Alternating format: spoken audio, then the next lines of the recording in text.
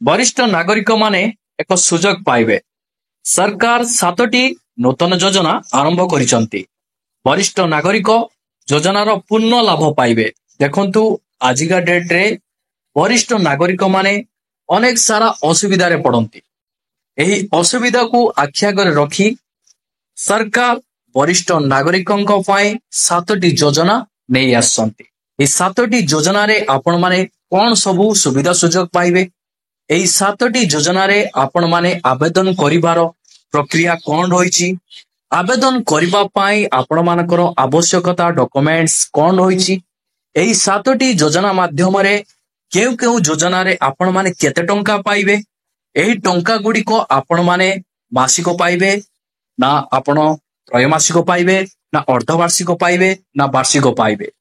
जहाँ कि एही 7टी योजनार डिटेल्स मु एही वीडियो माध्यम रे आपण मानकु स्टेप बाय स्टेप जणाइबी। सेथिपाई आपण माने वीडियोटी को आरंभରୁ शेष पर्यंत देखंतु बिना स्किप रे, जहाँ फल रे आपण जानि परिबे एवं बुझी परिबे। जदि ए पर्यंत आपण चैनल को सब्सक्राइब करि नाहंती ताले चैनल को सब्सक्राइब करि दियंतु, पाखरे थिबा घंटी चिन्ह को दबाई दियंतु।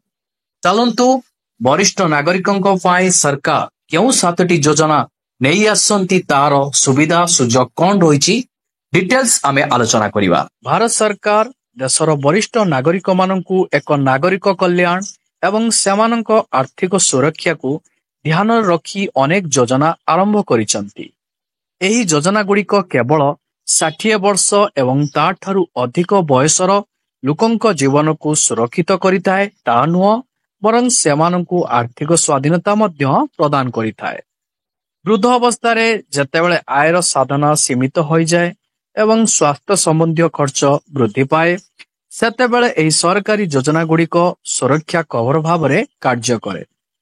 सरकारक उद्देश्य हेउची देशर प्रत्येक वरिष्ठ नागरिक सम्मान एवं आत्मनिर्भरशीलतार सहित निज जीवन बंची पारिबे। एही योजना गुड़िक माध्यम रे सेमाने केवल सेमानकर दैनंदिन आवश्यकता पूरण करि पारिबे नाही, बरं एक गुणवत्ता जीवन मध्य बंची पारिबे। देखंतु जदि आपनक घरे कौनसी वृद्ध व्यक्ति अछंती किंबा आपण निजे 60 वर्ष अतिक्रम करि सारिचंती, तेबे एही सूचना आपण मानक पाई उपयोगी। भारत सरकार वरिष्ठ नागरिकों पाई किछि स्वतंत्र योजना आरंभ करिसंती, जहार उद्देश्य हेउची सेमानंकु आर्थिक, सामाजिक एवं स्वास्थ्य संबंधी सुरक्षा प्रदान करिबो। एठारे आमे 7टी एपरी उत्कृष्ट सरकारी योजना विषय कहूचु, जहा वृद्धंक पाई एक उपहार ठारू कम नुह।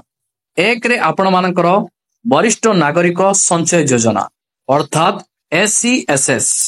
एही योजना से वरिष्ठ नागरिक मानक पाई डिजाइन करा जाइछि, जेउ माने अवसर परे प्रति मासरे एक स्थिर आय चाहती।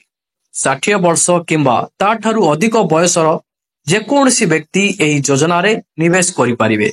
एथिरे आपण सर्वनिम्न 1000 टंका एवं सर्वाधिक 15 लाख टंका जमा करि परिबे। एही योजना 5 वर्ष पाए एवं एहाकु 3 वर्ष पाए वृद्धि करा जाई परिबो। वर्तमान एहा 8.2% सुध देउची, जहा अन्य योजना तुलना रे अधिक। एहा व्यतीत एहा टिकस छाड़ मध्य प्रदान करे। 2 नंबर योजनाटी हेला आपण मानकर प्रधानमंत्री वय वंदना योजना। एही योजना भारतीय जीवन बीमा निगम अर्थात LIC द्वारा परिचालित। एथिरे वृद्ध मानकु एक स्थिर पेंशन मिलिथाए। एही योजना रे सर्वाधिक 15 लाख टंका निवेश करा जाई परिबो। एही योजना 10 वर्ष पाए एवं वार्षिक प्राय 8% रिटर्न दिए। मासिक, 3 मासिक, 6 मासिक किंबा वार्षिक पेंशन निया जाई पारिबो। एहा व्यतीत एथिरे ऋण नेबार सुविधा मध्य उपलब्ध। 3 नंबर योजनाटी आपण मानकर स्वास्थ्य बीमा योजना। वयस्क लोक मानकर सबुठारु बड़ चिंता हेउची चिकित्सा खर्च। एहाकु ध्यान रे रखी सरकार वरिष्ठ नागरिक मानक पाई स्वास्थ्य बीमा योजना प्रस्तुत करिसंती। एगुड़िक 1 लाख टंकारु 5 लाख टंका पर्यंत कवर प्रदान करे। एही योजना गुड़िक नगद विहीन चिकित्सा प्रदान करे, जहा फल रे आपनकु हठात डाक्तरखाना रे भर्ती हेले मध्य चिंता करबा को पड़िबो नाही। किछि योजना परिवार को मध्य कवर करे। 4 नंबर योजनाटी आपण मानकर इंदिरा गांधी जातीय वार्षिक पेंशन योजना। यही योजनार लाभ दारिद्र्य सीमा रेखा तले रहुथिबा वृद्धा और वृद्ध मानकु दिया जाए। यही योजना अधीन प्रति मासरे आर्थिक सहायता सीधा सड़क सेमानक बैंक अकाउंट को स्थानांतरित करा जाए। 60 वर्षरु अधिक बयसर एवं बीपीएल वर्ग रे आसुथिबा लोक माने एही योजनार लाभ उठेई पारिबे। 5 नंबर योजनाटी जातीय वार्षिक स्वास्थ्य सेवा कार्यक्रम।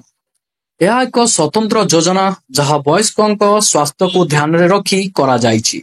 यह अधीन वयस्क मानकु सरकारी डाक्तरखाना रे मागଣା चिकित्सा औषध एवं नियमित स्वास्थ्य परीक्षा सुविधा मिलता है।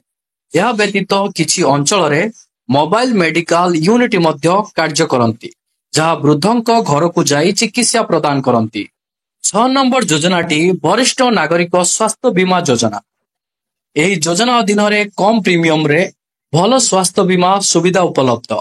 यह अनेक रोगर चिकित्सा को कवर करे एवं किछि समय परे पूर्वरु थिबा रोग गुडी को मध्य कवर करा जाए।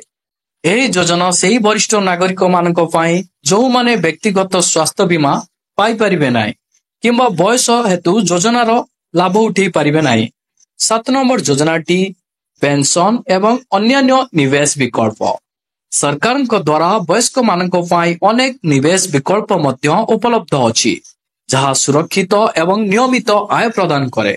उदाहरण स्वरूप 1 रे पोस्ट ऑफिस मासिक आय योजना अर्थात MIS, 2 रे आरबीआई संचय बॉन्ड, 3 रे अटल पेंशन योजना अर्थात किछि निर्दिष्ट क्षेत्र रे एही योजना गुड़िक सुध हार भल एवं विपद कम।